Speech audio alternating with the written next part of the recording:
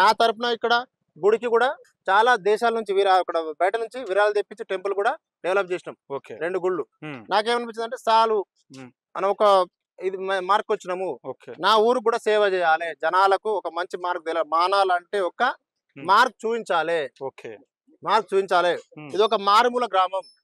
మారుమూల గ్రామం అంటే చరిత్ర కలిగిన గ్రామం. అందరికి తెలిసింది ఏంటి, నక్సల్స్ ప్రభావిత ప్రాంతం మాత్రమే అని తెలుసు. లేదు, ఇప్పుడు మారిపోయింది మానాల.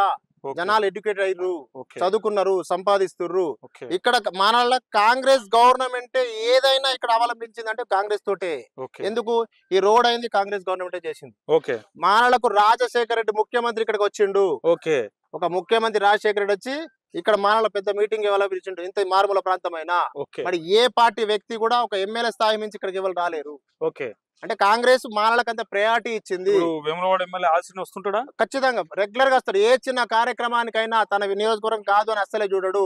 నా ఇంటి మనుషులు అనే రకంగా వచ్చి ఇక్కడ ప్రతి దాంట్లో పార్టిసిపేట్ చేస్తాడు.